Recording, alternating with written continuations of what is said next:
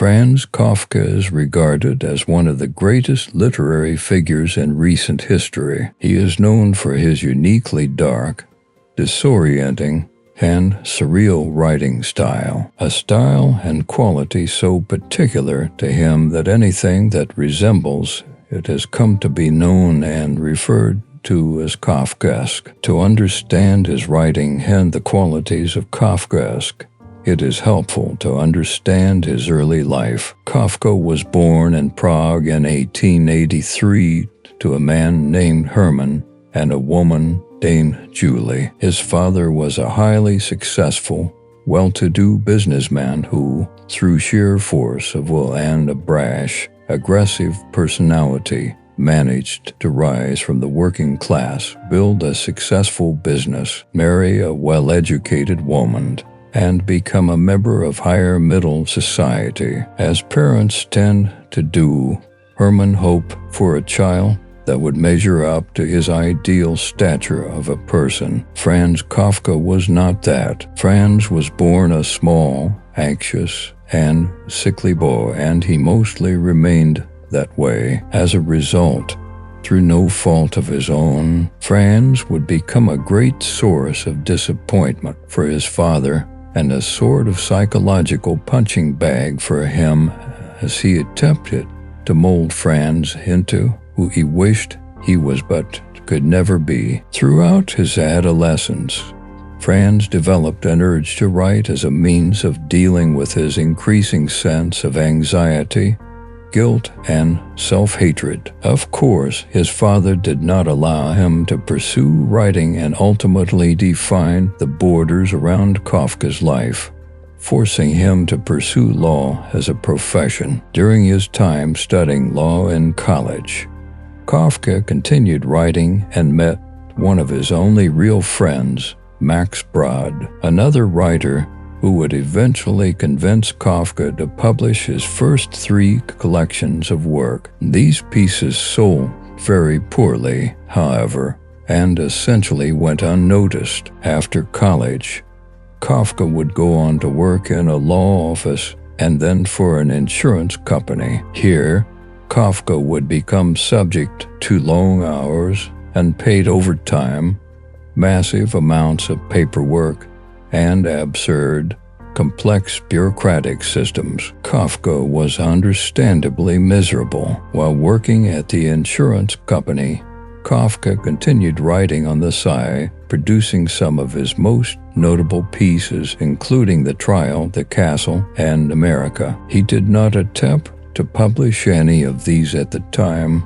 however, and even left much of his work unfinished, believing it to be unworthy. Kafka continued working at the insurance company for the majority of his remaining short life, while continuing to write around his work schedule. In 1924, he died of tuberculosis at age 41. Kafka never went on to publish any more of his writing, nor did he ever personally receive any success or recognition for the small amount he did. He died believing that his work wasn't any good. On his deathbed, he even instructed Max Brod to burn all of his unpublished manuscripts following his death. Obviously, Brod did not follow Kafka's instructions, because here we are 100 years later talking about him. After Kafka died, Brod spent the following year or so working to organize and publish his notes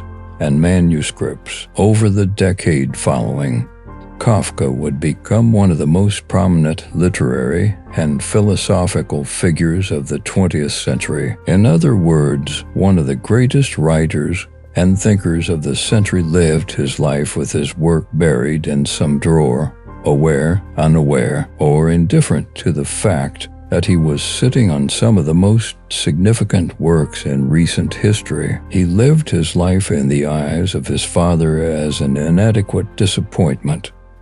And yet, in the eyes of history, he's an immensely important individual. One can only wonder how many individuals like Kafka have walked and continue to walk this earth, completely disconnected or restricted from ever seeing who they really are or could be. How many Kafkas have lived and died without ever sharing their voice with the world, a voice that would have changed it forever? How many people never know who they'll be after they're gone? Fortunately for everyone other than Kafka, his work was saved, and an entirely new genre of thinking and writing developed in his name, Kafkaesque. Generally, the term Kafkaesque tends to refer to the bureaucratic nature of capitalistic, judiciary, and government systems, sort of complex, unclear processes in which no one individual ever really has a comprehensive grasp on what is going on,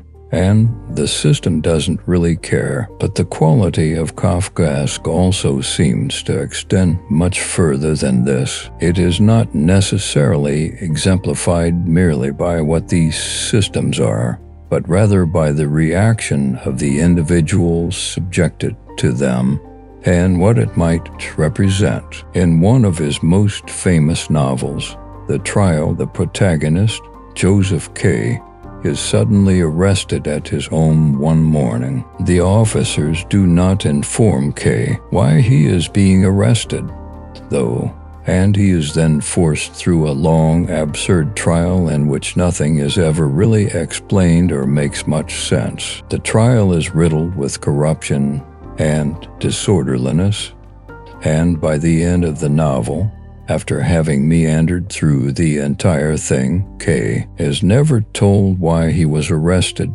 and yet he remains guilty at his final conviction. In another one of his more popular stories, Metamorphosis, the protagonist, Gregor Samsa, awakes to find he has suddenly been turned into an insect with no clear explanation. The first and recurring issues Gregor faces throughout the novel are the problems of getting to work, dealing with his boss, and providing financially for his inconsiderately needy family. Gregor, of course, cannot do this. He is a bug, and so he experiences increased dread trying to deal with his situation of becoming a useless nuisance to his family. In both stories, the protagonists are faced with sudden, absurd circumstances. There are no explanations, and in the end, there is no real chance of overcoming them. They are outmatched by the arbitrary, senseless obstacles they face,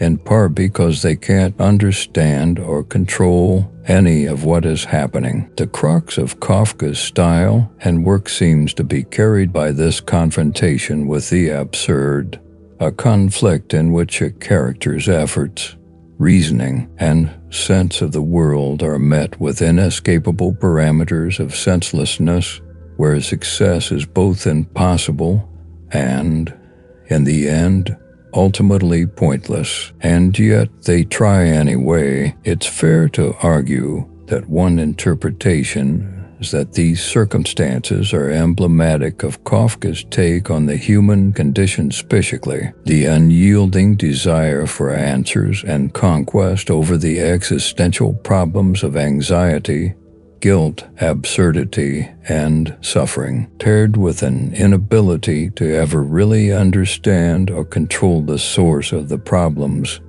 and effectively overcome them. But the kicker, and perhaps most important part, is that even in the face of absurd, despairing circumstances, Kafka's characters don't give up, at least initially. They continue on and fight against their situations, trying to reason, understand, or work their way out of the senselessness. But in the end, it is ultimately to no avail. Perhaps in this, Kafka is suggesting that the struggle to find solace and understanding is both inescapable and impossible. As conscious, rational beings, we fight against the absurdity, trying to resolve the discrepancy between us and the universe. But ironically, we only serve to self-perpetuate the very struggle we are trying to resolve by trying to resolve the unresolvable. And in this sense, on some level, we almost want the struggle. Of course, this is just one interpretation. Ultimately, because of its vague, surreal, and inexplicable quality, Kafka's work lends itself to nearly as many interpretations as readers. Perhaps the idea is that we should accept our absurd condition and not take it so seriously. Perhaps the idea is that we should and must struggle against it. Or perhaps the idea is that we can't know what the idea is. In truth, only Kafka will ever have known exactly what his work meant. And it's fair to speculate that, in some sense, perhaps not even he did. What is undeniable, though, is that Kafka's work has left a lasting impact on literature, philosophy, and humanity at large. It has helped readers around the world feel less alone in their own hunches of truth and moments of Kafkaesque experiences. Kafka's own story is not necessarily unusual. His father, although cruel, and his life, although sad, neither were nor are all that uncommon. To be born into a faulty family, a bad place in the world, or a weak body or brain, to live and die having never recognized one's full potential, to have been stuck in a bureaucratic cog of a business organization or government system, to have felt that guilt and anxiety of existence for no clear reason. We've all, at least at times, experienced the Kafkaesque. Kafka's work is not considered great because it describes something profoundly unique, but because it describes something mundanely common in a profound way. An encapsulation of an often indescribable experience, a part of life that touches us all. When referring to Kafka, writer Anne Rice once said that his work helped her realize the following approach in her own work. Kafka's works ought not to alleviate the soul through remedies of false hope or delusion, but rather through the direct confrontation with the darker aspects of self. By distorting reality to map more accurately onto his own sense of human experience, he revealed a certain remedy of unhindered self-examination and carved out a place in the world for others to do the same. Kafka's work embodies and reminds us, though he might not have shared this explicitly in such terms, not that we wish to give up, but that despite all the absurdities and problems, we wish to continue. We wish to struggle against the universe and forge our own way. We wish to find and connect over honesty, however hard it may be.